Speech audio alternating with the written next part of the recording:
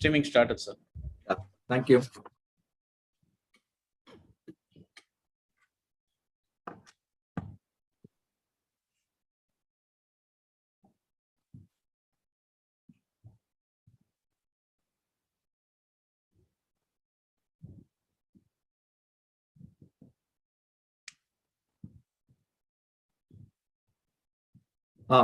Satyavati, good to go now? 6 o'clock. Please, yeah. Yes.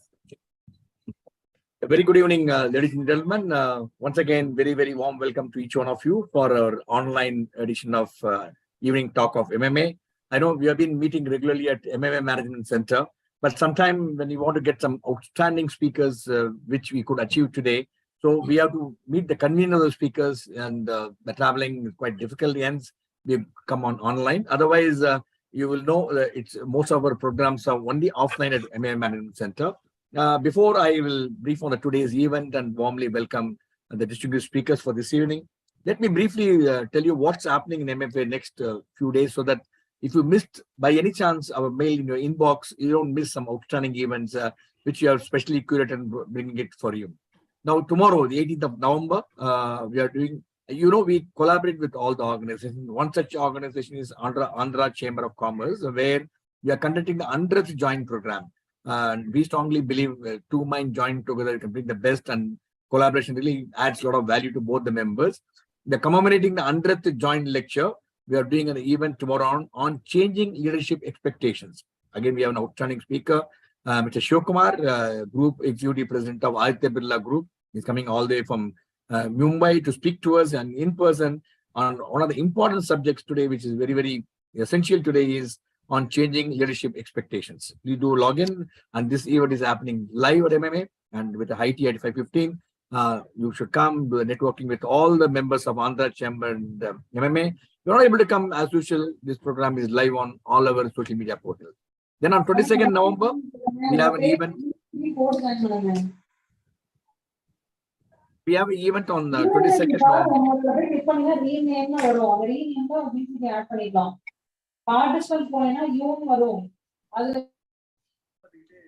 Sorry. Sometimes it happens. It's a part of the online system. Then coming to 22nd event on afterness from home and away. We have again outstanding speaker. Dr. Ashok Ganguly is a former chairman of Hindustan Unilever. He'll be talking to us an experience of his journey, his success story, how from a simple R&D head and rose on to become the chairman of Hindustan Unilever, Rajeshri, Padmashri, Padma Bhushan, and did some phenomenal work. We have two outstanding panelists with him. Balraman, former MD of Pont India, and also Mr. Gopalakrishnan, is a former executive director of Tata Sons. This is happening on 22nd. This program is again happening online because Dr. Ganguly is unable to travel from Mumbai. He'll be joining us online from Mumbai. This is happening on 22nd November evening at 6 p.m. 24th November, again, we do as usual the read and grow on a very, very important subject. That is grow richer, wiser, happier, how the world's greatest investors win in market and life. This is happening in person at MMA Management Center. We have again outstanding panelists with Sangeeta, Bhavana, Asrani, and also Srikanth Srinivasan, country head of India, Sudan. Then we also have lined up quite a bit of events in the month of December. I'll take 1 or 2 more minutes so that the people who are on the queue don't miss the initial opening remarks by the distinguished speakers for this evening. And we have on the 6th of December, again, very high-profile panel on HR leadership, leaders in the making, the crucibles of change makers in HR. We have Mr. Arvind Agarwal, managing partner of Leaders, who is one of the leading name in HR. TV Rao, every HR person knows Mr. TV Rao, the chairman of TV Rao Learning. Then we have Sridhar Ganesh, again a very seasoned HR professional. Nathan, partner and chief talent officer of Deloitte, and also Vijay Lakshmi, master coach. This is a wonderful panel going to be happening on 6th December. This is happening at MMA Management Center. This program we are jointly doing with NIPM, NHRD, and ISTD. 12th December, our annual memorial lecture, the 4th R.K. Swamy Memorial Lecture, in memory of late R.K. Swamy, one of the greatest brand man in India, and one of the most recognized face in the field of branding. The speaker is again an outstanding speaker. We are just awaiting the confirmation. This is happening in person at MMA Management Center on 12th of December. 15th of December, becoming powerful and unlocking your potential. Nirupama Subramaniam, co-founder and managing partner of Glow, She'll be talking to us. This program is on 15th of December. It's happening online. We also lined a very good program for you in November, December. 23rd November as our Reach Out program. We are having an event on Industry 4.0, the future of work. This is happening at our Chengalpet chapter by Mr. Bhanukumar.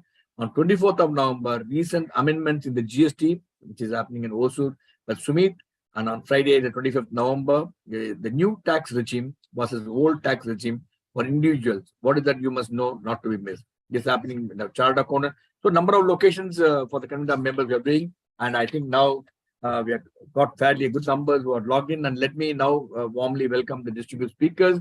This is a subject which is very, very important. Mr. Satyamurthy mentioned to me about the topic. I was excited and revisiting the neighborhood first policy. And very look of it itself is so exciting and thought-provoking. And we have some outstanding panel. Let me briefly introduce our distinguished panelists for this evening. But let me warmly welcome our distinguished panelists for this evening. Mr. Heblikar, Managing Trustee of Institute of Contemporary Studies from Bangalore. Then we also have with us Dr. Suba Chandran, Professor of National Institute of Advanced Studies, and Satyamurthy, and Convener of Policy Matters, Chennai.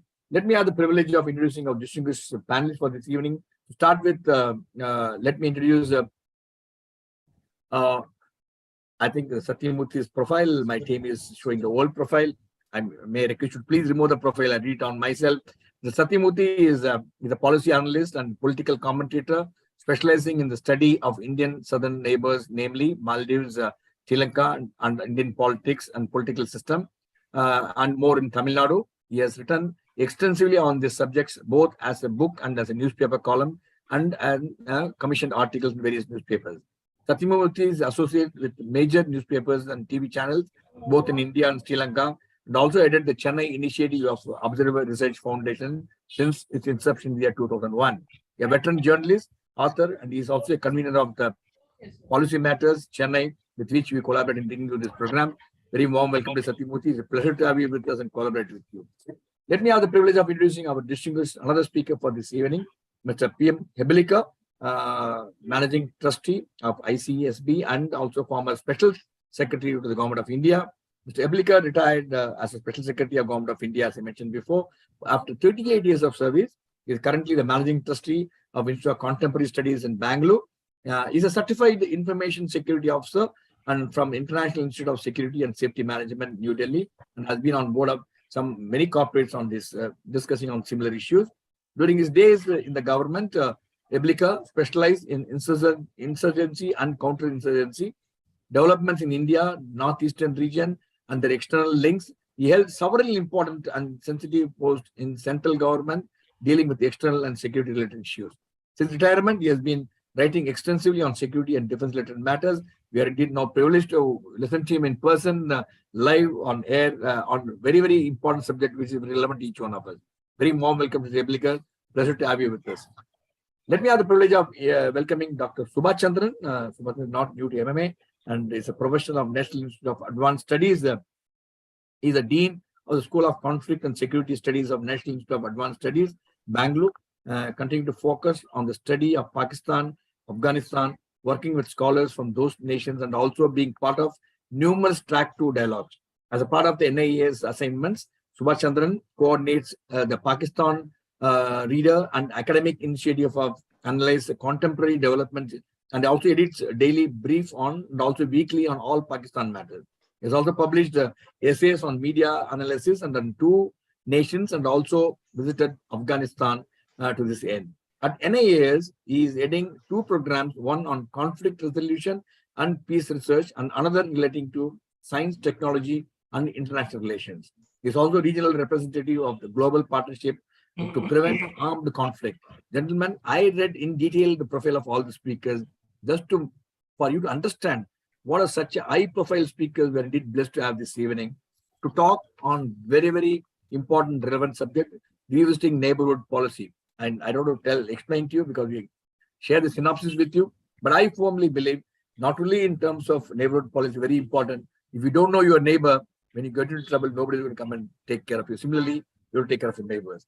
Now, once again, very warm welcome to each one of our distinguished panelists. Let me now request Mr. Satyamurthy to open, set the context and thing. As usual, If you have any question, please share it to the WhatsApp number screen there, and we'll collate them and put it across to the distinguished speakers to respond to all the questions. Only request, please restrict your question relevant to the subject we are discussing this evening. Over to you, Mr. Satyamurthy. Good evening, Group Captain and everybody. And thanks team MMA.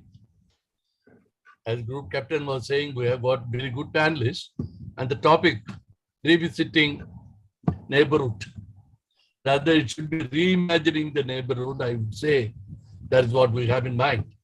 The thing is, we in India, whether it's the strategic community or the common man or who is thinking or talking about a neighborhood policy, we often confine ourselves to thinking about our neighbors in relation to another country, particularly an extra regional power.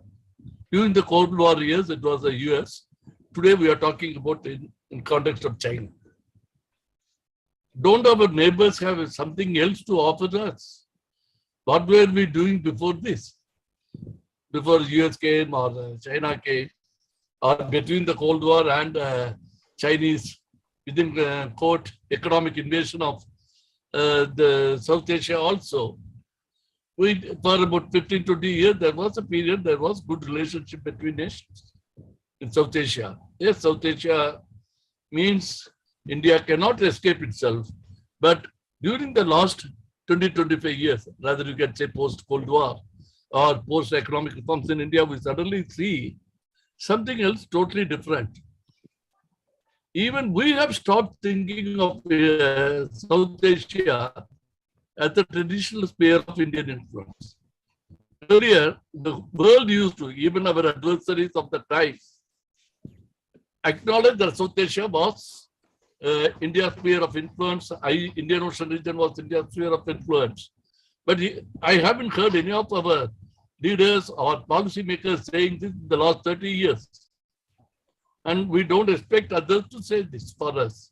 And it is not only China that is making encroached upon our territory within courts, I mean, in purely academic terms, not political or strategic, I mean. There are our own fronts. They are here. Today, Indian Ocean region abutting India, that is Sri Lanka and Maldives, for instance, have one too many players. China may not want to accept it as India's pawn, as we used to believe. But see, today every other navy is there. Of course, Diego Garcia has been there for 50, 60 years. Then French are active there. Germany has got a white paper on Indian Ocean strategic presence, etc. But we are always thinking in terms of these things and not in terms of what is India's relationship with Bangladesh, Myanmar, independent of what is happening from the outside world or in the outside world. So, how do we look at these things now? That is an attempt we are going to make today. Yes, it cannot be devoid of discourse on China, involving China or other international players. But the basic idea is to see, look at these countries, our neighbors, as a sample, I would say, and it covers most of us, on unknown terms. First, what are those countries all about? Is it all what we read, or is there more to it in their internal dynamics that we have missed out or missing out? And what is the traditional strength and traditional weakness of India's bilateral relation with these countries, independent of a third party, whichever country it be? That is going to be the focus of this discussion. We have got three speakers today. One on Pakistan and Afghanistan and Northwest. We have Dr. Suba Chandran. Then we will move on to Mr. Heblikar, who will speak on India's northeastern neighbors, particularly Myanmar and Bangladesh. Then I will take over and talk about our southern neighborhood. That is Sri Lanka and Maldives for now. Over to you, Dr. Suba. Thank you, everybody. Thank you, Satyamurthy sir and Captain Jayakumar, Heblikar sir. Thank you. I'm glad to be there in the panel with you today, and thanks, special thanks to MMA. It's an interesting subject. Sir, I'll take 15 minutes. Is that all right? Yes, sir. 20 minutes is fine. 15, yeah, okay. Thank you. It's an interesting subject, and I'm also glad to be with the panel. I totally agree with what Mr. Satyamurthy said in terms of the importance of the subject. So what I would want to intervene, since I'm also starting it, I'll make my intervention in three parts. First, I'll make some basic pointers on India's neighborhood in terms of something kind of a hypothesis. I'm an academic. When we work with students, this is something we always tell them. We should have a starting point. We should have a hypothesis. So I'll start with 4 hypotheses. And then I will try to, in my second part, I'll try to analyze what we would need if we want to play a neighborhood first approach to be successful, what we would need in the neighborhood and what we have. That I'll look into the second part. And the third part, I'll maybe kind of, if we want to achieve neighborhood first, to take that process forward, what we should look at, what India should look at. Yeah, I'll start with the basic premise, because we are talking about revisiting India's neighborhood first policy. I'm starting with an assumption that it hasn't got us where we should have wanted to go. I'm starting with that premise. We could have done better.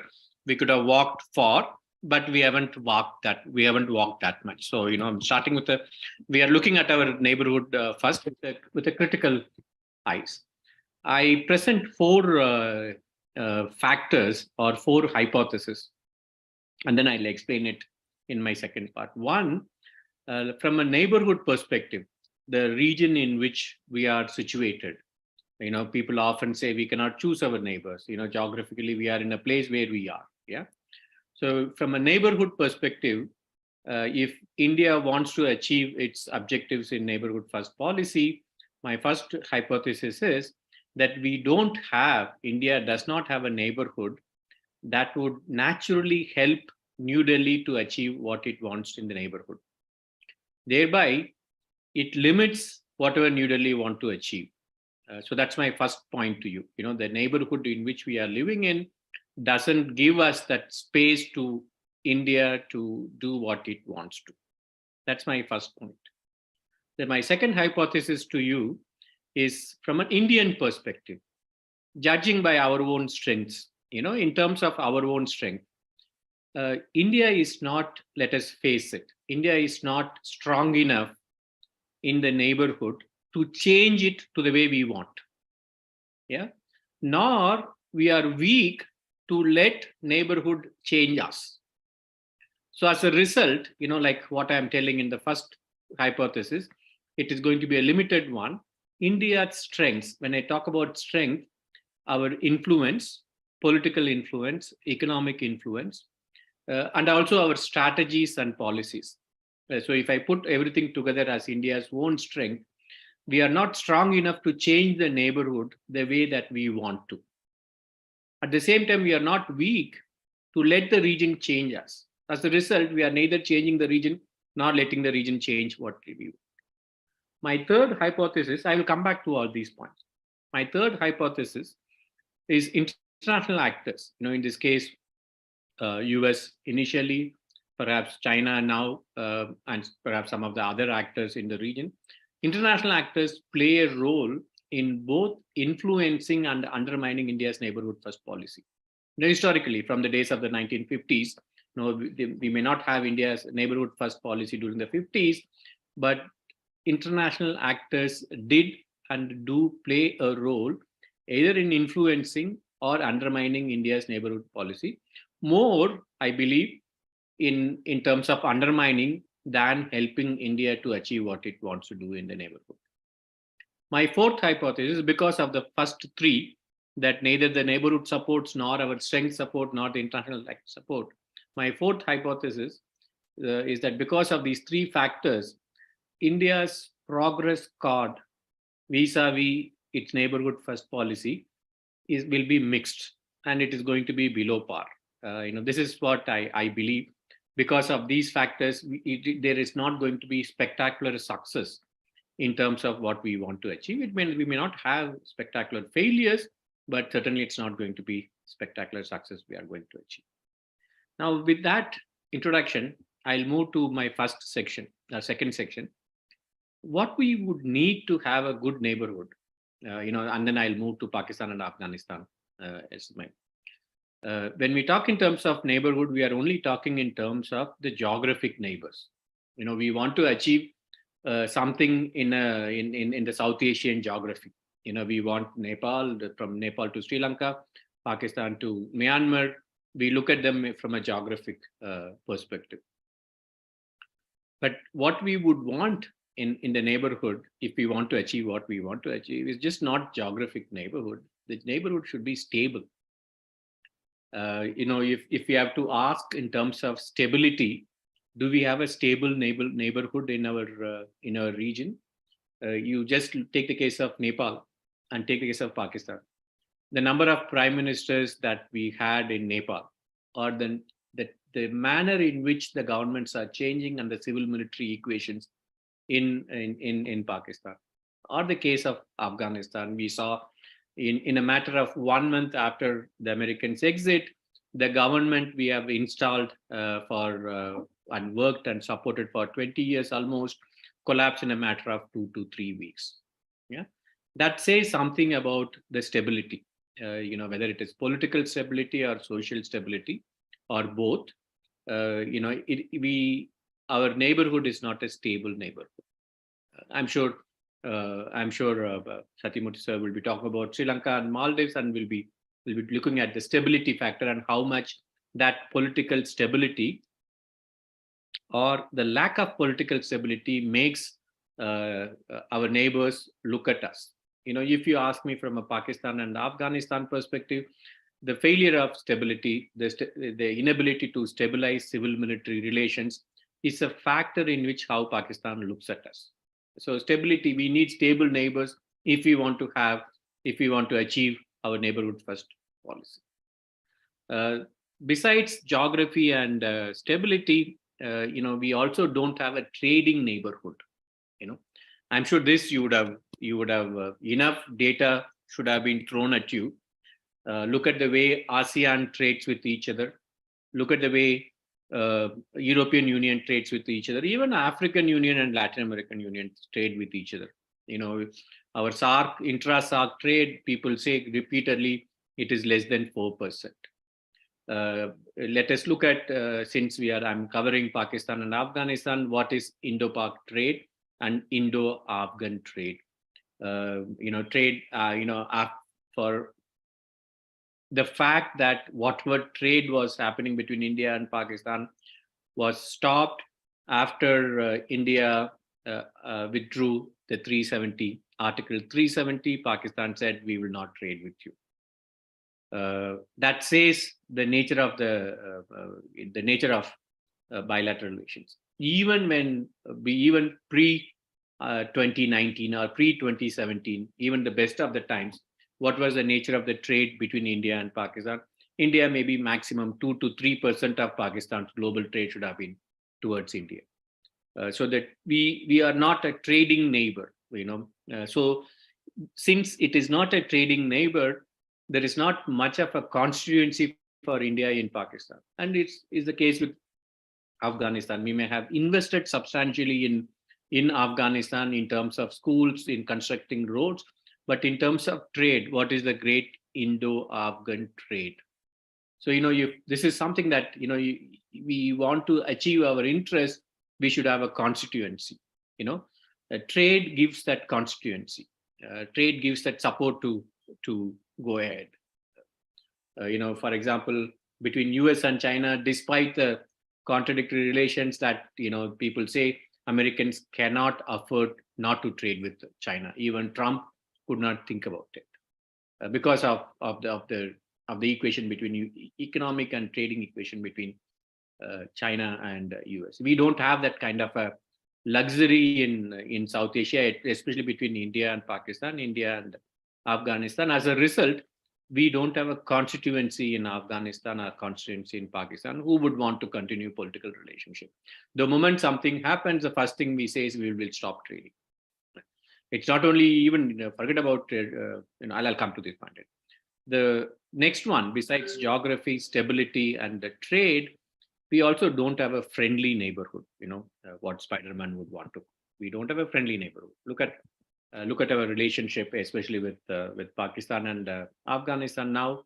Maybe the better relations were during the democratic regime, during that period, that too because the Americans were there. The India-Pakistan relationship is anything but friendly. India-Afghanistan relations, now it's kind of frozen. We don't know whether we want to open our relationship with Afghanistan. So the larger point is, we have a geographic neighborhood, but that neighborhood is not stable. That's not a trading neighborhood, and that's not a friendly neighborhood, especially in the Western sector that I am looking at, Pakistan and Afghanistan.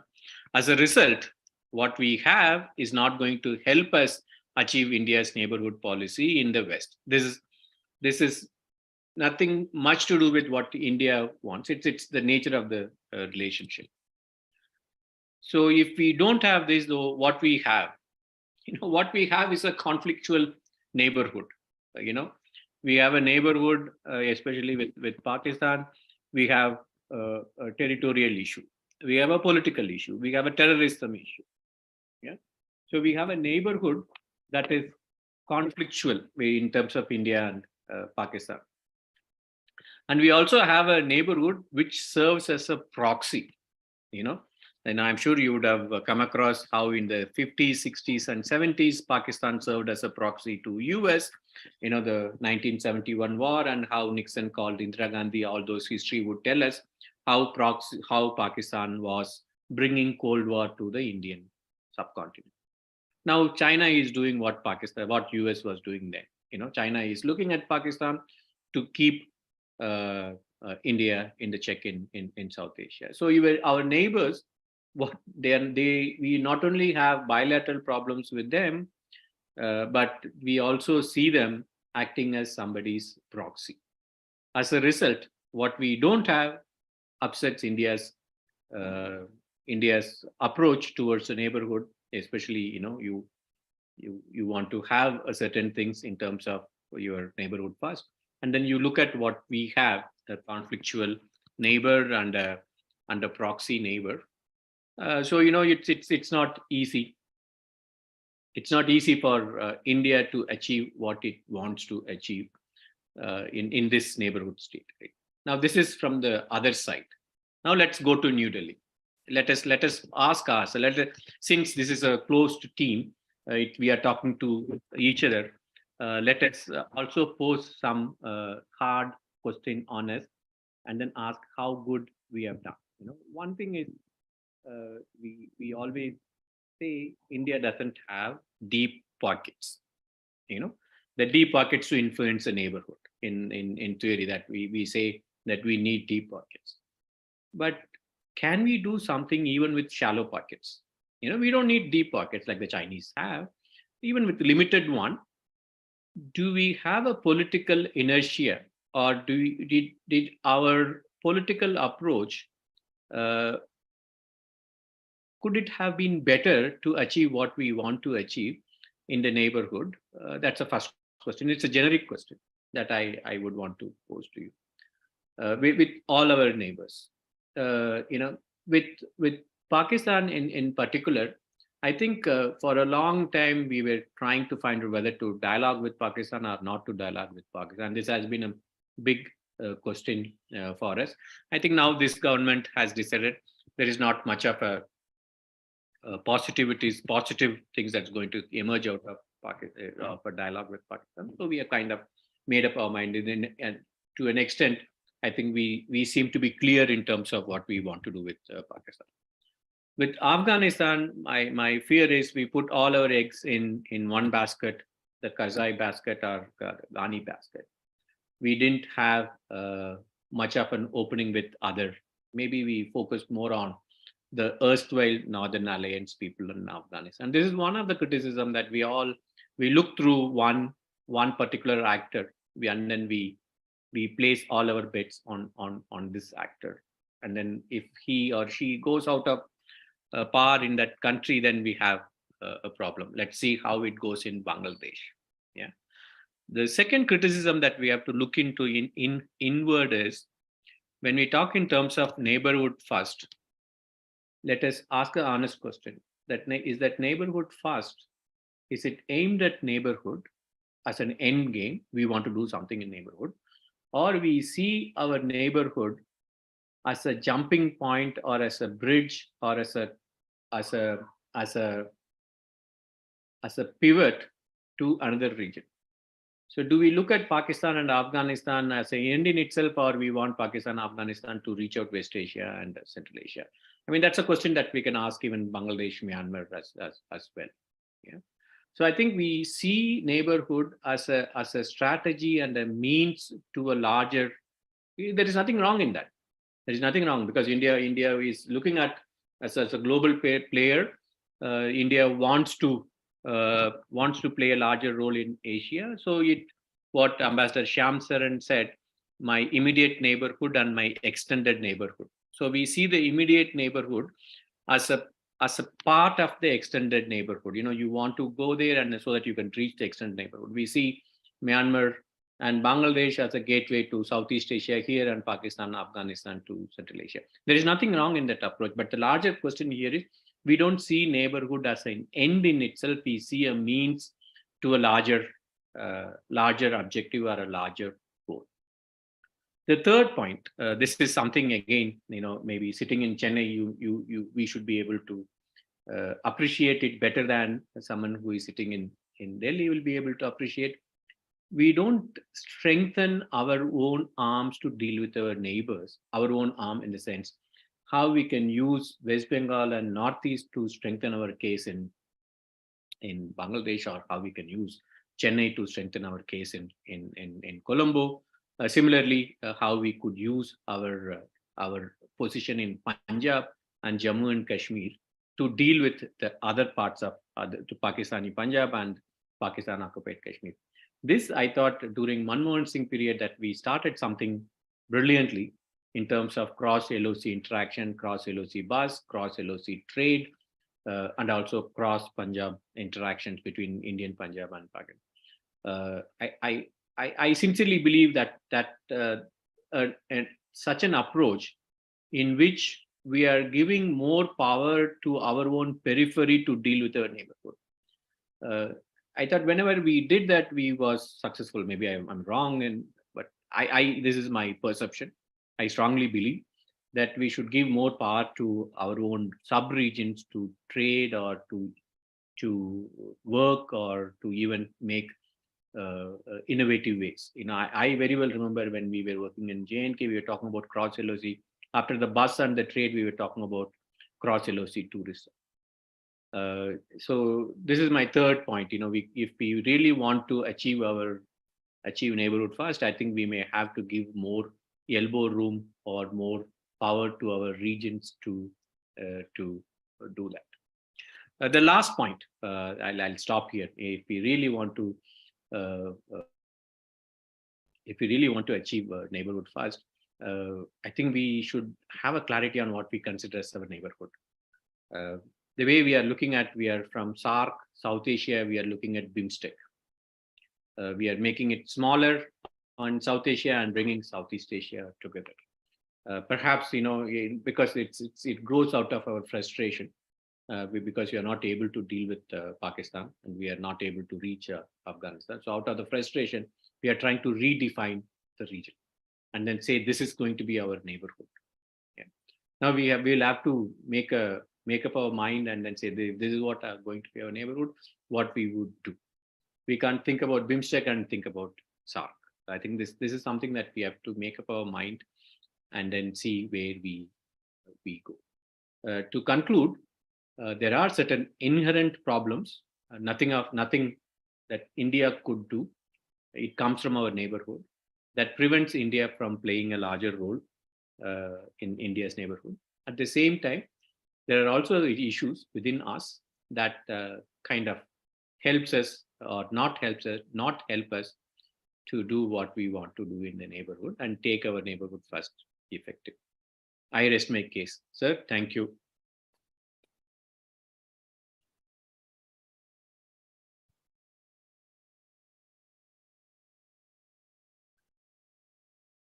Satipati, maybe Mr. Heblikar would like to share your thoughts on the theme, sir. Mr. Heblikar? Yeah, please go ahead, sir. Yeah.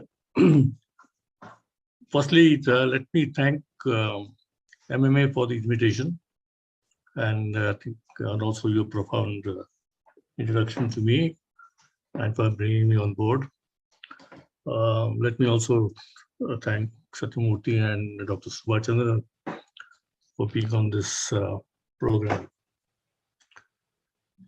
Let me also congratulate you on your 100th event with the Andhra Chamber of Commerce tomorrow, and I'm sure that you will have every success in what you wish to do.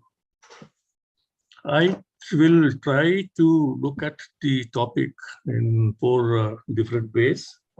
The first is to a gradual introduction to the northeastern region of India, how we look at Myanmar, how we look at Bangladesh, and finally, what is it that we ought to look at making this policy stronger, efficient, and more rewarding. And then thereafter, I think at the question and answer session, we could exchange our views on the subject. The political color contours of India's relations with its neighbors in Southeast Asia came to the fore in 1991 when the then Prime Minister, Mr. Narasimha Rao, decided to implement his Look East policy, by which India would like to, want to reach out to its neighbors in ASEAN and the countries beyond the region. That was because he was seeing more and more of opposition to India to its west, so which I think he did not want to invest more time dealing with countries to the west. So he decided that India should look at engaging with the economic tigers of Southeast Asia, which included countries like Japan, South Korea, Vietnam, and others. So I think, and it was also a belated attempt to catch up with the bus which we had missed in 1967 when we did not join ASEAN when it initially was established. So I think that was the starting point to the journey in the Northeast and the Southeast Asia. And I think the Prime Minister then wanted that this LEP should become a platform for development of political, economic, and security cooperation. I think the last, between 1991 and 2014, the LEP had made some progress in the direction it was intended to be. We added Myanmar as a bridge to India's Northeast, having its connections to the region, its Southeast Asia and others. Having served in the Northeast on multiple occasions, and I've been in Myanmar, I think in strategic terms, India's Northeast and its location has an international dimension. As we all commonly recognize, it is India's land bridge to Myanmar and a gateway to Southeast Asia and onwards. The Northeast region sits in a geographical space which is home to nearly 1 billion people, comprising the populations of Bangladesh, Myanmar, Bhutan, Southwest China, and the ASEAN. Had it been in a matter of normal activity, this region could have given India a great success and become a game changer for the region. But I think we are getting there as the edition of the second edition of the LEP, now called the AEP, was brought forth by the current NDA government in 2014. I think after having assumed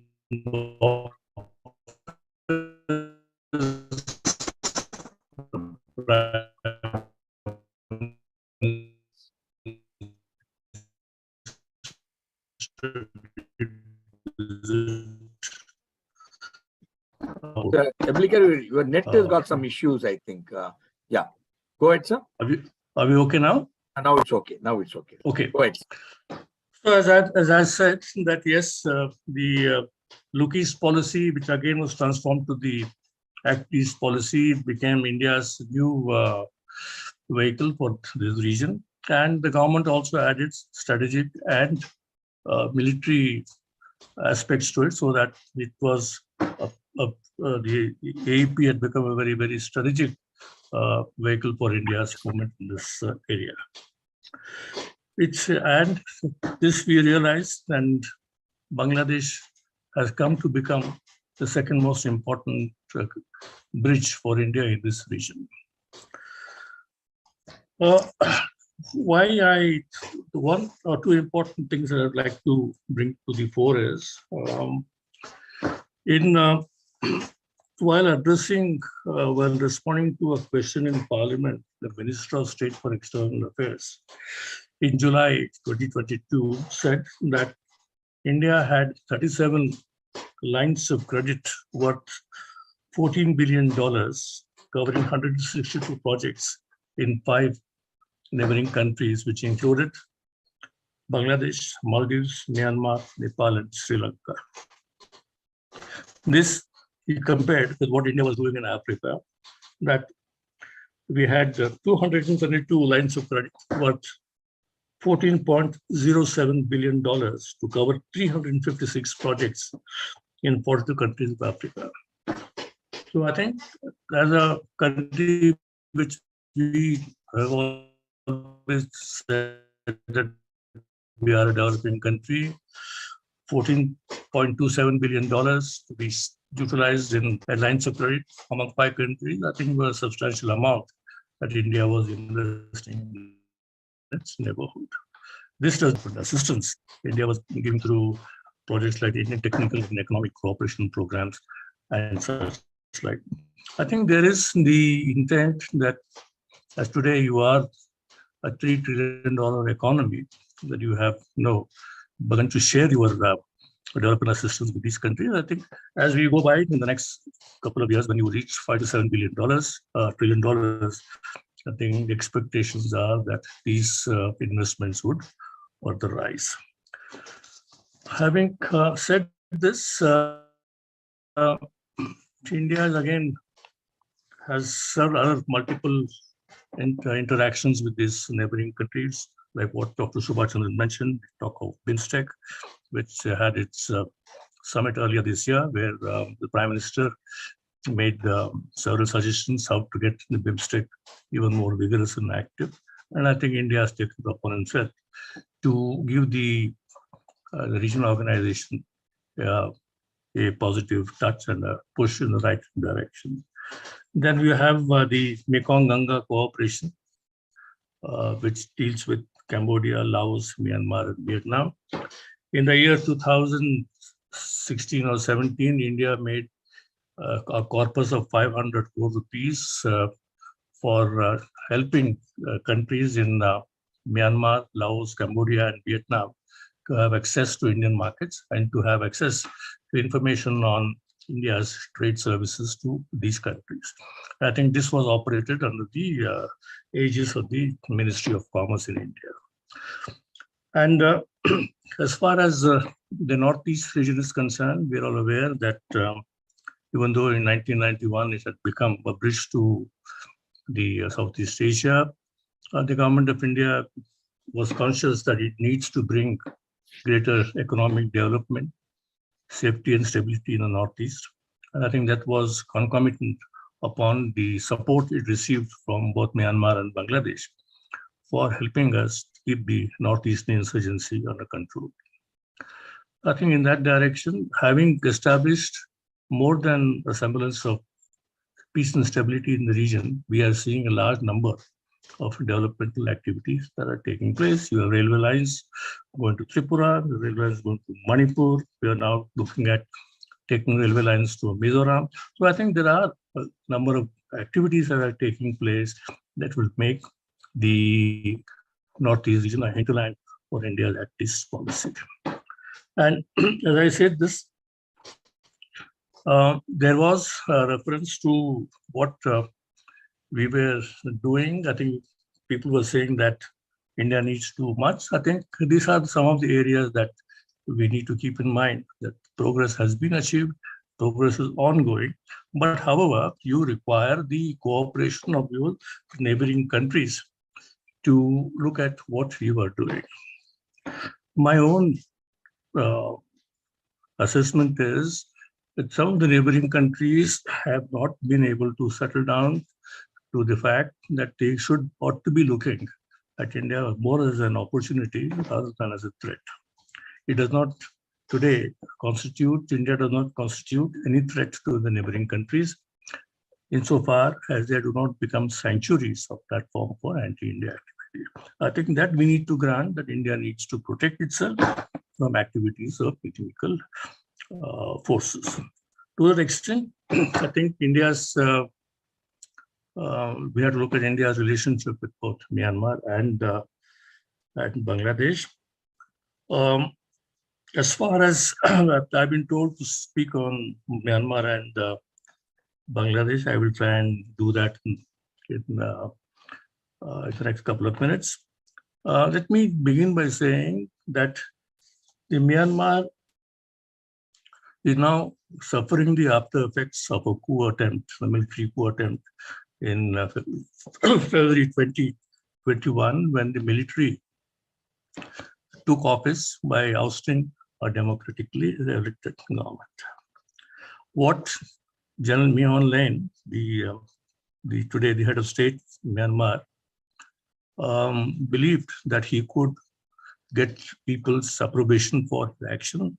I think it is opposite has had taken place. Myanmar now is slipped into a state of civil war. It is in a cul-de-sac, and the military itself is not able to dominate the situation. It thought that it had the country in its grip, but I think it is far from it. We don't even know what are the political plans this country has, because last year they promised to hold elections in 2023. And I think very soon we will celebrate the second year when parliamentary elections were held and Myanmar had voted the National League for Democracy to office. So you have a situation in Myanmar where we feel that the government is still trying to create conditions to gain control of the country. And that is not happening because of multiple reasons. So in such a case, India has followed, as I would say, a very, very calibrated, calculated policy that it did not want. It has, soon after the coup, reiterated the desire, the demand that the country go back to a democratic process and restore civilian control over the country, and also at the same time ensured that the international community too begins to talk to the Myanmar generals in a way ASEAN did, or Myanmar's own benefactors like Russia and China. So we have a situation in India's neighborhood, not our making, but where the military has now come to a situation that it does not seem to be in full control of its own frontiers. But however, despite this, India's relationship continued to be stable, and India does not want to ensure that instability on the border will create more problem for both sides, because India needs peace in the Northeast and a 1,600-kilometer border with Myanmar, which has Arunachal Pradesh, you have Nagaland, you have Manipur and Mizoram. we don't want to have trouble where a country which is not focused on controlling its internal security is not in a position to help India maintain security in the Northeast region. So I think that's one way, but India continues. I think last year, according to the United Nations Commission for Trade, Myanmar's exports to India were about $858 million, mostly coming in raw materials. And India has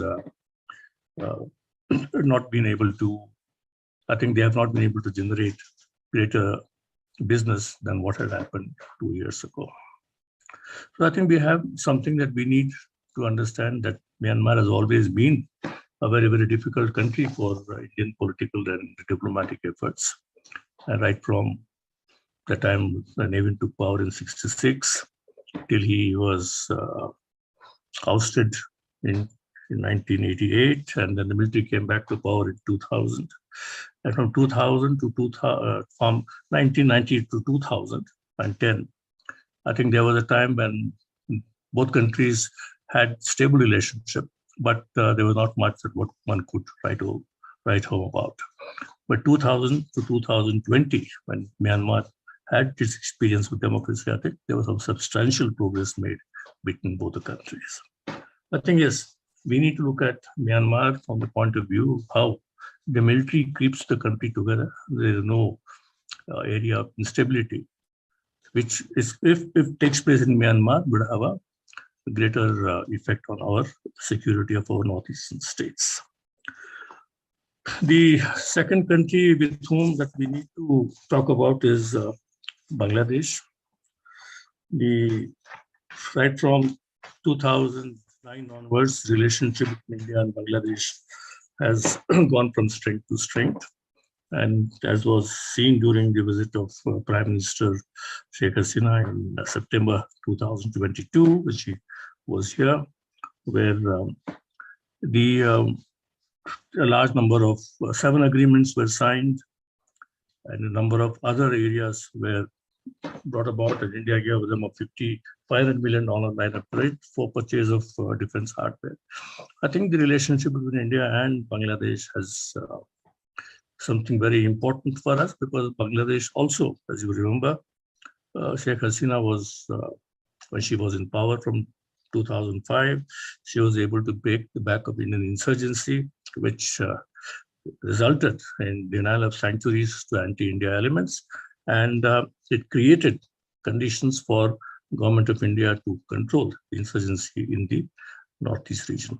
I think Bangladesh is an important player, and the relationship between both the countries today has been very good. But we need to keep in mind that despite her being in power and there not being greater opposition to her from the political parties, Sheikh Hasina continues to be fearful of the revival of Islamic fundamentalism and what it means if it is not controlled in the future. I think that's something that we need to keep in mind. The other area of concern is how developments in India have had their echo in Bangladesh, but I think there has also been we have seen certain violent incidents that have taken place in the recent past, or things that have happened in India, but I think that too has been controlled to a large extent. As I say that India attaches greatest importance to Bangladesh and sees as an opportunity to look at using the facilities in Bangladesh for commerce, trade and commerce towards Southeast Asia and the region beyond. I mean, that was the snapshot of what we could say is happening in Myanmar and Bangladesh. And lastly, I would like to make a few points that today, as India assumes presidency of G20, there are expectations that this leadership will also have some effect on its neighborhood, especially towards Southeast Asia and beyond, because I think what has happened in G20 and the leadership that India brings to the table is going to be very, very important, as I believe that our neighboring countries would not have missed that point. The second thing is, as we look at Myanmar from a distant security point of view, the growing Chinese influence is a matter for concern. And that means we don't have to compete with the Chinese, but we need to find ways and means as to how you would like to strengthen your position there. It was in the period 2004 to 2007 when there was a great demand within the Myanmar military to diversify away from China. And then they decided that some of their senior generals wanted to look at India as the first point of reference, where if diversification was successful, then India would be the preferred destination. I think between 2010 and 2020, there was a greater movement in this direction. And if you look at some of the developments in 2020, 2021, I think India had much more to gain by its relationship with the military and the civilian government. As far as Bangladesh is concerned, like I mentioned, that there is a lot that can happen that we could do. And this presidency of G20 would be a great vehicle for India to strengthen its relationship with its immediate neighbors. Last but not the least, I think we need not look at whether why to revisit the neighborhood policy. I think the neighborhood policy stands on very strong foundation which has been supported by India's own credentials in the area. And I think we have a large number of contributions that we have made to individual countries. And I think these need to be taken into account. And there is something that is exceptional that we have done. For example, you take your COVID diplomacy or vaccine diplomacy, India's assistance in humanitarian disaster and rescue. I think this has had some tremendous effect. Last but not the least, I think there is a greater need for the efforts of the government of India to be buttressed by the private sector. And private sector initiatives are important in this thing. And for example, in Bangladesh, we have some big names, and we would like to see more interaction between Indian industry, e-commerce, and others to ensure that we are able to not only invest in this country, but help Bangladesh develop in a very stable and in a particular direction. I think as far as I am concerned, as I look at it, the neighborhood first policy is young. It requires sustenance, it requires patience. And after all, our policy also depends on the reactions of the politics and the people in power in the neighboring country. I think we need to bide our time. When you grow to a $5 to $7 trillion economy in the next couple of years, I think you perhaps see the effects of India's neighborhood first policy. I think I'll stop here, and then we will take some more as per question and answers. Thank you. Thank you, Pratap. And I hope I'm audible. Quite clear, sir. Stand by. Please go ahead. Okay. My two preceding speakers have said what all I needed to say in terms of concepts, though looked at from different perspectives, and I have only to fill in the gaps. Yes, now we come to the southern neighbors, namely Sri Lanka and Maldives. What all Dr. Suba and Mr. Pratap Heblikar said in terms of Northwest and Northeast applies here also, but with the difference.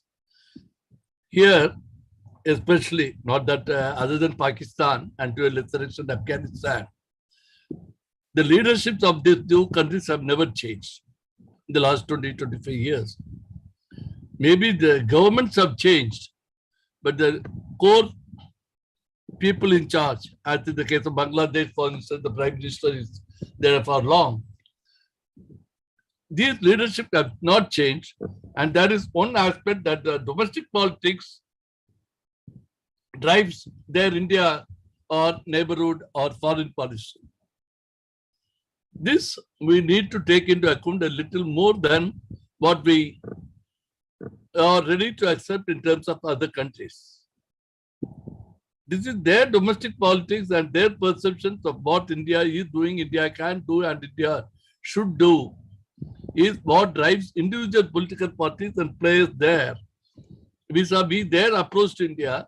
So if someone sees India as being on my side, my adversary has to go and take the help of someone else. And unfortunately, in that game, there is an element of foreign policy that dictates India, their neighborhood policy or India policy or their foreign policy also. This we have been seeing in the case of Pakistan. Pakistan has always, of course, it was the creation of partition and it was a creation of its circumstances. It has always made India the reason detail of its very existence. This may not be true with other neighbors, particularly Sri Lanka and Maldives, but they are also coming somewhere there, at least halfway through. For instance, if we take Maldives, there's an open India out campaign or India military out campaign by the opposition presidential candidate, Abdullah Yameen, and his PPM PNC for the past year. And this is what is driving the politics there just now. Maybe they have got a presidential election this time next year or a little earlier, in the last quarter of 2023. But India is becoming a factor there for no fault of India. Because there's a perception there, and which perception has not been neutralized by the ruling party that India is backing them. Yes, India is backing the people and government of Maldives by funding their development projects. Because the predecessor Yamin had relied on China.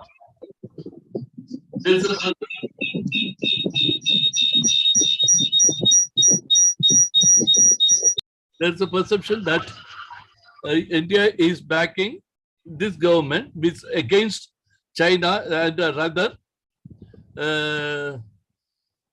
against Yamin, so as to take it out on China. This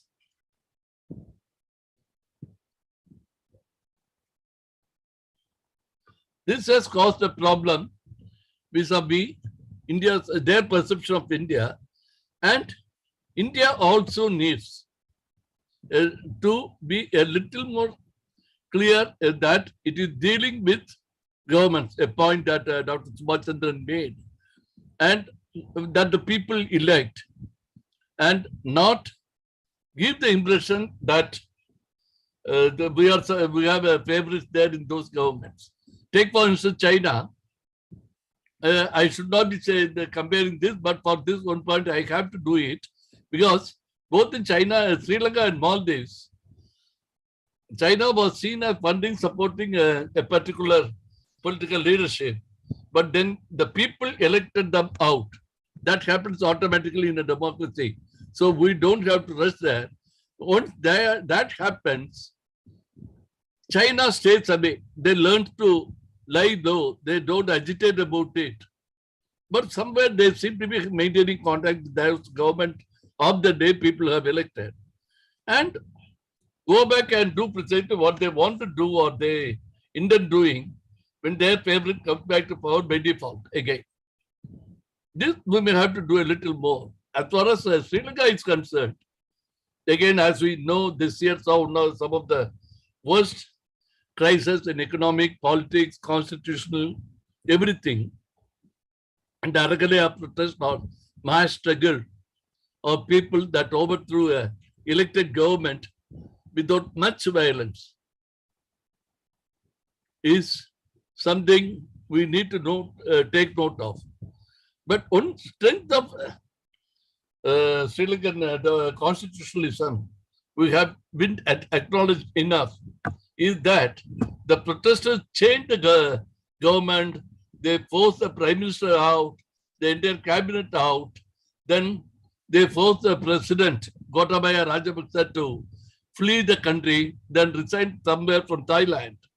But once that the process ended, the political system, existing political system took over without any great difficulty. There was continuity with change or change with continuity, whichever way we want to say. Look at a different scenario where if the system has not survived or not outlived the protest, say for instance on day one of the protest, major day one of protest, May 9, when the Prime Minister, Mahindra Rajapaksa, former president, resigned as Prime Minister, then we had his goons, rather goons identified with the Mahindra camp or Rajapaksa camp, beating up the protesters. By that evening, within a matter of one and a half hours, 88 politicians, all of them from the ruling party, had their homes burned, properties burned, businesses burned. And one MP was, ruling party MP was killed by the masses, so-called, rather it is mobs, identifiable mobs who have been arrested. And they made it look as if he had committed suicide. That is a thing that shocked the nation. Still, possibly the political class rallied silently and have taken back the control of the system. Whether the economy survives, economy thrives, these are all issues for the day-to-day assessment. And we need to know whether we can do more than what we have done already, which is substantial. And we, as repeatedly President Ranil Wickremesinghe has been saying, we are the only country to help them when they needed that help. At that time, we didn't look at the friends or favorites. We just looked at as our ministers and our foreign external affairs minister and MEA spokesman repeatedly kept on saying, we were doing it for the people of Sri Lanka. This kind of approach alone will help India in the long run. Yes, there is a view that if SAARC doesn't vote for us, we will go to BRICS. That is only a poor substitute when it comes to long-term strategic. Just because we have BRICS, can we ignore other nations from the geostrategic or a geopolitical this thing approach? I think that not. Only from the geo-economic or inter-economic activism, we can depend on BRICS or ASEAN and all that. And there is another question I think both Mr. Heblikar and Dr. Suba Chandran mentioned, that are we not in a position now with the $600 billion economy, do more for these countries, nations, our neighbors, than we are already doing. We are not China that we have to reach out to every corner of the world just now. Yes, we have a token representation and presentation and development commitments in Africa and elsewhere. But if we want to secure our borders first, one, and to step into the global scene as G20 leader, not just in word, but more and more in substantial terms, we have to have secure borders. There are only two ways, rather this thing have become superpowers during the Cold War. On the American way, they befriended every neighbor. The only problem they had was in the early years, the Cuban Missile Crisis, that also they sorted out. And they are still the superpower, rather going stronger than ever, whether right, wrong, and other things remain. The other was the Soviet model. They jackbooted every neighbor, and that did not survive, right? So we have to look at these things in that way also.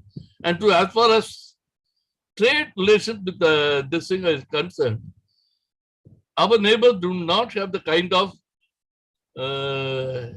export that can send us.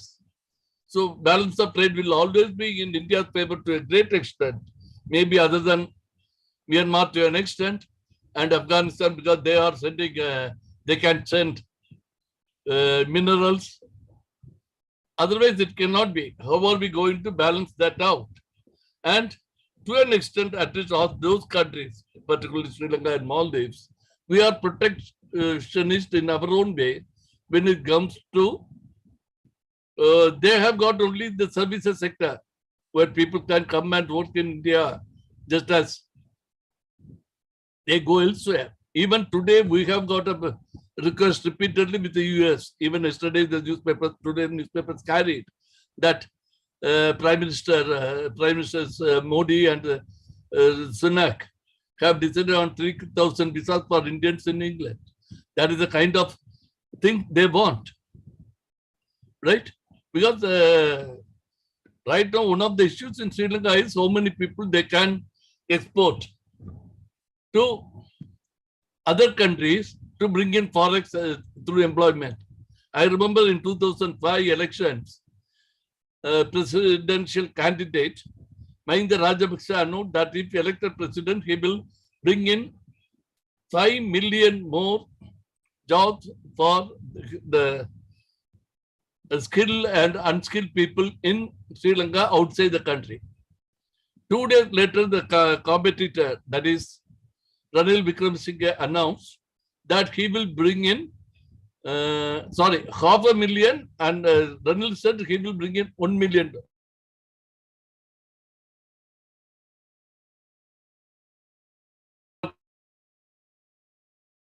Something about it. Yes, there are security concerns that can be shut our doors. There will be protectionist tendencies. How do we manage this as an economic union? How we can benefit from them? That we have not been able to say. And as there was an FTA proposal with Sri Lanka that has been pending for from 2008. Successive governments, including this president when he was prime minister, kept talking and talking, nothing came about it. There is something basically that need to be approached from a fresh viewpoint in both countries and with all our neighbors. And for India to move forward, that is a burden of this webinar, we need to have permanent friends and neighbors, right? We have got maybe permanent friends elsewhere, but neighborhood is still a shaky wicket and we need to do more. Maybe expect more from them. Yes, we have to sit down and talk. But as our neighbors all keep often telling us, when we go to US during, this is true of most nations, not just Sri Lanka or Maldives. We went to US during the Cold War or to China now. India is concerned about the defense issues, etc., security issues, we understand. But India, throughout this period in 1971, had a security cooperation agreement with Soviet Union. They did not inform us, they did not consult us. There was no formal communication either. In 2005, India and the US signed a defense cooperation agreement. And there have been various other agreements flowing from that, including Quad and Indo-Pacific. Where do we stand? If we feel threatened, has India done anything to this?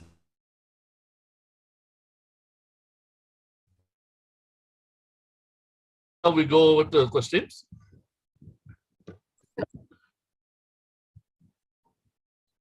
Yeah. We'll open the question, Mr. Satyamurthy. We'll do that? Yes.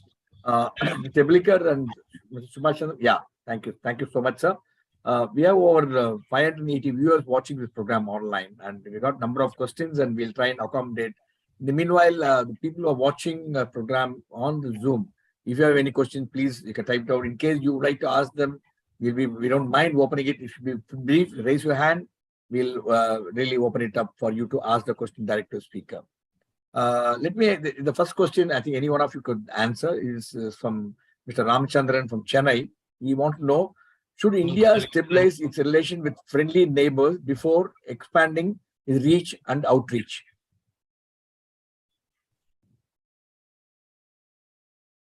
Should India stabilize its relations with friendly neighbors before expanding its reach and outreach programs?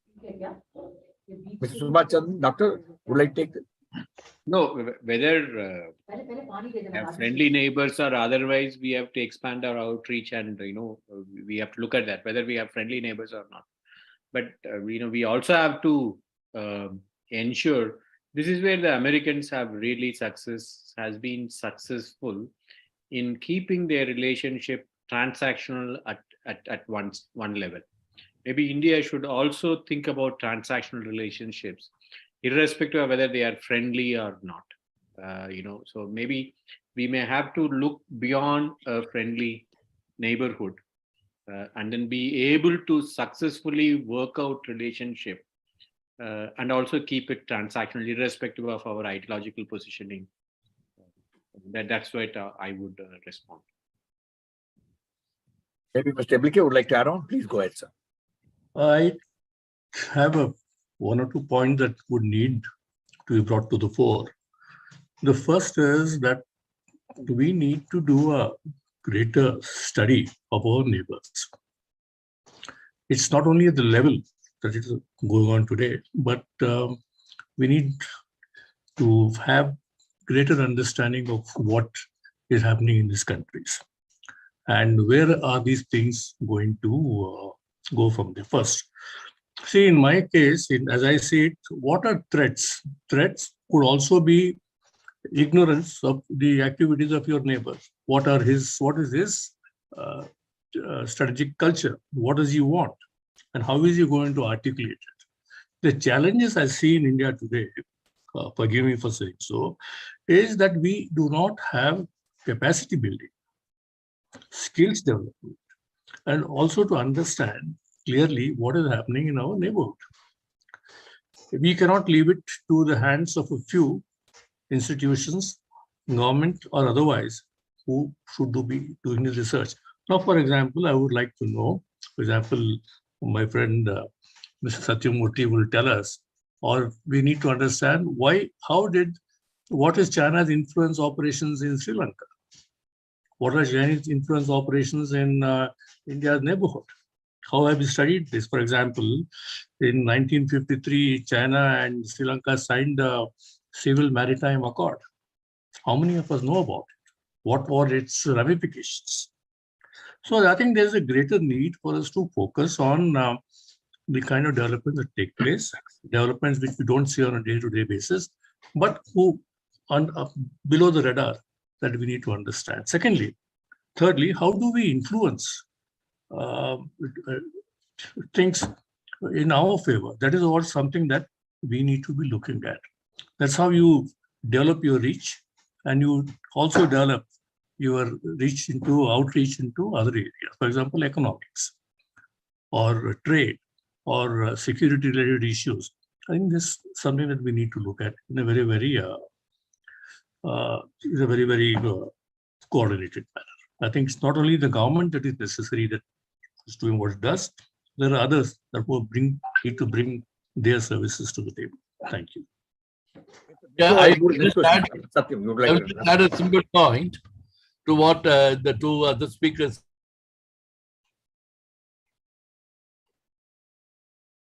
Satyamurthy, I think maybe you switch off your video. And all that.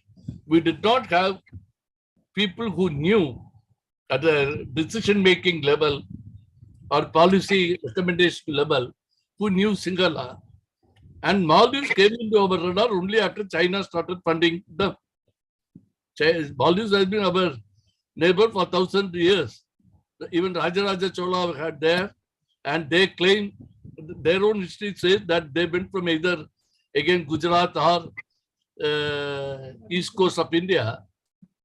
And there's a lot of influence of Sanskrit, Bali, Pali even all South Indian language in their words.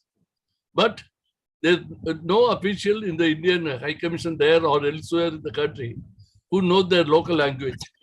I don't know how many of us know that language name even, Debege. This is the situation. Yeah. Thanks, sir. Let me move to the next question. Would like to anybody respond? I will take the next question is from Dr. Vasudevan. You want to know, sir, how can India play any role to bring stability in the neighborhood, to enable trading neighborhood to achieve the growth that would envisage better growth for both the nations? Basically, what you are trying to tell is how can we, like I think you mentioned, sir, you have a good trade, Subhash mentioned, with Pakistan. The people-to-people connection will really improve, and the emotional attachment of the people-to-people will really improve, which is very, very important for the nation relations. And that's why one of the reasons people say even a cricket if you play, it may improve the relationship. In this context, what is your advice to the government both that to improve our trade relationship between two countries, which will benefit immensely both the nations? Sir, on this point, actually, we are handicapped vis-a-vis Pakistan. We will not be able to do much if Pakistan refuses to trade with India. Second, the numbers are not that big that will force, for example, when there was an intrusion from the Chinese side in Ladakh, we did put our military response, but we did not cut off the trade ties because the numbers were so significant for India and China. That is not the case between India and Pakistan, that it will hurt. We blocked a few applications, but then we did not stop trading with. We don't have that kind of a relationship with Pakistan. That numbers are not that big, and I doubt whether the number will ever become that big. But even if the numbers are substantial, this country, Pakistan, will say no, because this is something that we will have to accept it. With Pakistan will be a difficult neighbor, even if it is going to be beneficial to its own people. It's not going to trade because the military would not want them to. This is where we will. That's the point that I was trying in the initial one. We will have to accept that we may not be able to change the system in some countries. We are not that strong yet. So we will have to accept it and let it look at other options. Maybe we have to strengthen our case. What Heblikar was talking, the BIMSTEC. Maybe BIMSTEC will be able to do a better position India in a better way through trade. Energy. In fact, energy would be a big opportunity for us, how we are going to trade in energy. So. Here we have a question on the chat box from Mr. Harigaran, Ramani Harigaran, addressed to Mr. Heblikar. He said, don't you think that to control Bangladesh entering illegally, we can induce a work permit system so that the poor illegal now living can be regularized, and also we have security data on them? So your comments on that. I think we have looked at this particular problem in the last 15-20 years. This is a dialogue that is ongoing. But as I look at it, and there's some of my readings of the assessments in Bangladesh itself, we need to understand in the next 15 to 20 years, climate change is going to bring about substantial change in Bangladesh when water levels rise, when populations are going to be displaced. Today, I think Chittagong is also home to a large millions of slum dwellers. Dhaka itself is facing severe problems on this score. What happens in the 5, 10, 15 years when water levels rise, population is displaced?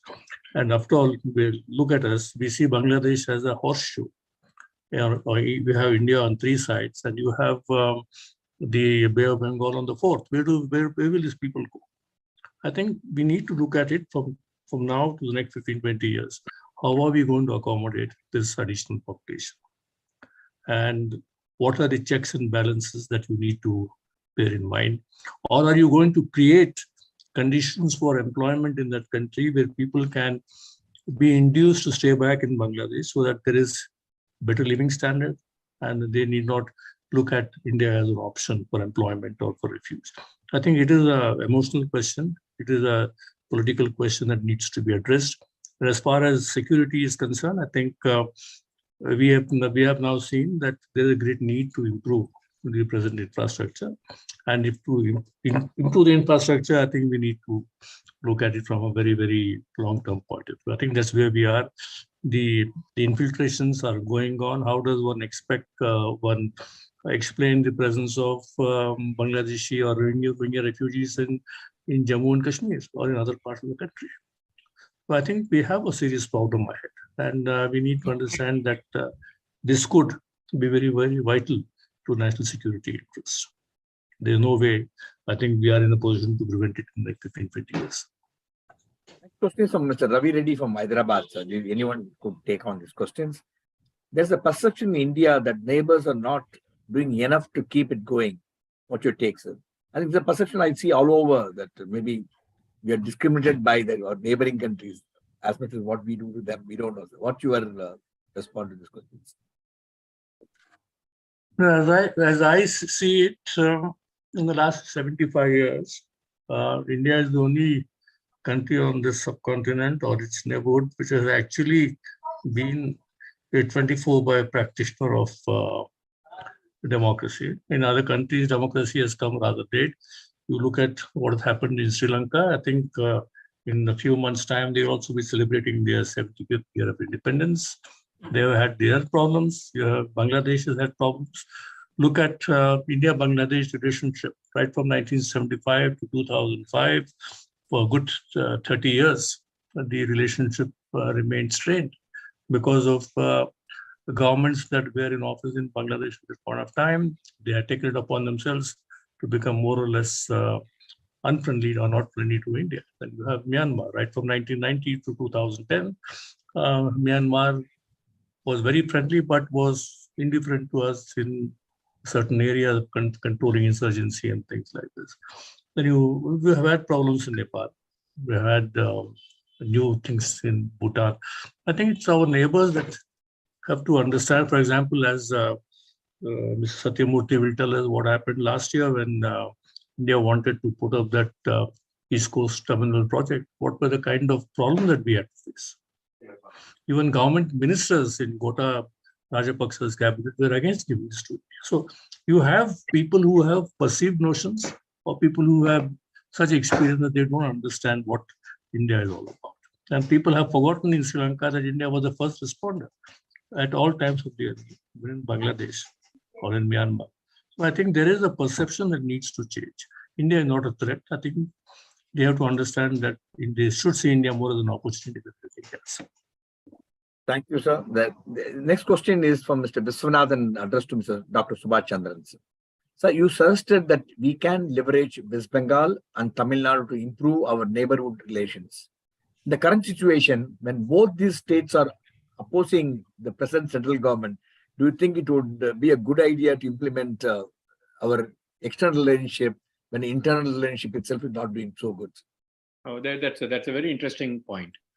One of the reasons why in West Bengal, Mamata Banerjee behaved the way she behaved or responded in the way she responded, because she felt she was not being consulted or she was not being included in the larger decision-making process vis-a-vis Bangladesh.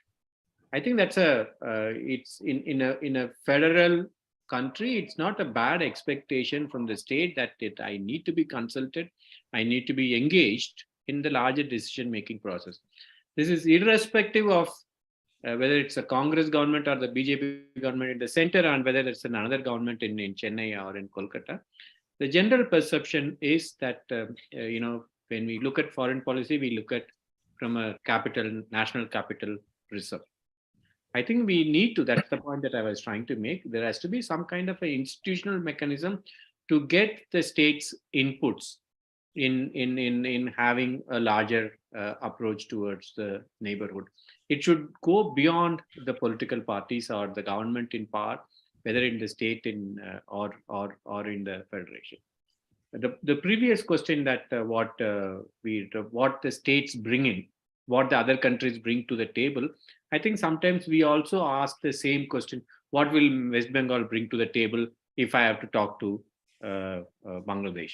Yeah, I think that is we need a big heart while dealing with our neighborhood, also dealing with the states. For example, Nepal, we may say, what does Nepal bring to the Indian table? Look at the hydel potential Nepal has. Yeah, will we be able to help Nepal work with us if we? I think in that sense, I think we are a bit transactional than having a big heart. We think what would work with Bhutan would work with Nepal. Nepalese would hate to accept that we are not Bhutanese. Don't come with that Bhutan model to us. We need to understand that. If small people make small demands, big people should have a big heart. Excellent insight, sir. No big brother attitude. This one, any one of you could try this. The question for Ramakrishnan from Chennai. Among the three political, economic, and geostrategic security ties, which is the most relevant in neighborhood ties, actually, when you're doing it, which the government should focus most? I think all of them, sir. There is no, this has to be a complete platter. I would even include people-to-people contacts in this. We cannot cherry pick this. I think maybe that is what we have been doing. We have been cherry picking select areas and think that would help. I think it has to be a combination of all. Great. Mr. Heblikar, you've been in the government. So what's your response to this question? Which one you think is most important? Being an insider of the government, what the government thought, which area is very important for them in terms of dealing with the neighbors? I have two comments to make. One, I go along with what my friend Dr. Suba Chandran has said. I think we need to ensure that we have all three of them on the same wavelength, or the same platform, that we need to try and conduct our business. But what is important is that we have a whole of the government approach. Each ministry, each department needs to know, especially in the prosecution of national interests or national objectives, where there's departments. Because I think one question was asked about what Dr. Suba Chandran mentioned about post-Galwan. India's trade with China has exceeded over $100 billion. I think when you look at the instruments of government, the MHA, the MOD have their work cut out. But I'm sure that the other ministries also need to step up to the plate. Unless you don't have a whole of the government approach, I'm not talking only about the government. I'm talking of even other, concomitants of economic development. You also need to understand that, yes, the responsibility is on us. How will we transact this business? So to have to clear this blame entirely at the government's feet is something that I don't accept. I think everybody who is there needs to step up to the plate and take responsibility. There is no question as to why we allowed the colonization, people say, of our telecommunication industry. Why did we allow the Chinese to come this far without checks and balances? Was the only MHA or the others involved in doing this? Or there are other ministries? So I think we need the whole of the government approach, and that's what I'm saying. Threats and challenges mean that you have skills, you have capacity, you have capability. People understand what you're doing. That is what we need to, inculcate or develop in a bigger sense. Excellent, sir. Be proactive rather than reactive. Excellent. Then one last question for the evening. I think there are so many questions, but due to the time constraint, I'll take one last question with the permission of distinguished panelists. Here's a question from Mr. Ramakrishnan from Bangalore. So what do you want to say? Linguistic and cultural ties between India and each of its neighbors is historic reality. I think even Mr. Satyamurthy mentioned some time back. How relevant is it to press those ties in the present day context? I think it's very, very important to emotionally connect with our neighboring countries on the historic thing. How well the government can really articulate and make use of this historic connection with neighbors. Maybe any one of you can, or both can share your insight, being the last question, Mr. Heblikar as well as Suba Chandran. No, I think this question has been addressed little earlier by Dr. Suba Chandran himself, that there are certain areas where we need to, for example, diaspora. So diasporic influence is enormous. For example, if you go to Africa today, why is India at an advantage? Because the large presence of Indian diaspora in these countries, speaking different languages and bringing a different, faiths to the fore. I think there is a great amount of currency in what is being spoken about, and you see what's happening in the neighboring countries. The language is itself a great an effort to break that barrier. I think we need to understand how we can take advantage of this or leverage this to our interests. I think that's what I would say, that it is very important, cultural links and linguistic links. I agree. Thank you so much, sir. Yeah, please go ahead, Mr. Suba. Please. No, go I ahead. agree with him. That the point that Mr. Heblikar said is perfect.